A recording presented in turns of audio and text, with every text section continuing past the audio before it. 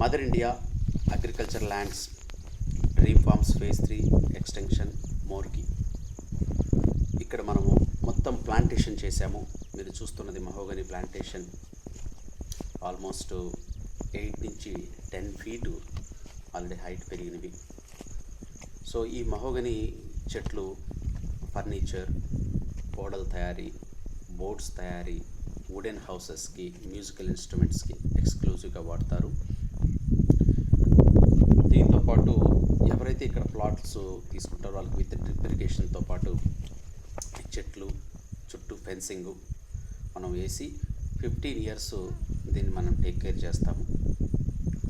So ఇది వచ్చేసరికి మనకు నారాయణ్ ఖేడ్కి అతి తక్కువ డిస్టెన్స్లో, అదేవిధంగా బీదర్ ఎయిర్పోర్ట్కి, బీదర్ నుంచి జహీరాబాద్ పోయే మధ్యలో నేషనల్ ఇన్వెస్ట్మెంట్ మ్యానుఫ్యాక్చరింగ్ జోన్ 12,635 ఎకరాల సెంట్రల్ గవర్నమెంట్ ప్రాజెక్టుకి అతి చెరువులో ఉండటం, ప్లస్ బీదర్ రోడ్డుకి వితిన్ 1 కిలోమీటర్ ఉండటం ఈ ప్రాజెక్ట్ యొక్క ప్రత్యేకత.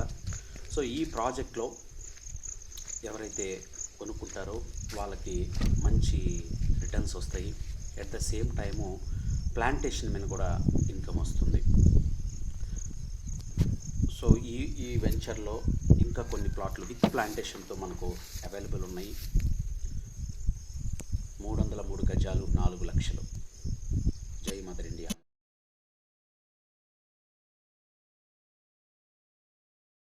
పారిశ్రామికాభివృద్ధి దిశగా మరో మెగా ప్రాజెక్టును కేంద్ర ప్రభుత్వం రాష్ట్రానికి కేటాయించింది. సంగారెడ్డి జిల్లా జహీరాబాద్లో ఇండస్ట్రియల్ స్మార్ట్ సిటీని ఏర్పాటు చేయనున్నట్లు మోదీ సర్కారు ప్రకటించింది. 3,000కు పైగా ఎకరాల్లో 2,361 కోట్ల రూపాయలతో అభివృద్ధి చేయనున్నట్లు తెలిపింది. హైదరాబాద్ నాగ్పూర్ పారిశ్రామిక కారిడార్లో భాగంగా ఈ ప్రాజెక్టు అందుబాటులోకి తీసుకురానుంది. 1,74,000 మందికి ఉపాధి అవకాశాలు దక్కనున్నాయి.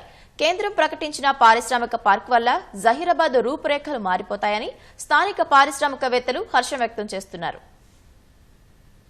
సంగారెడ్డి జిల్లా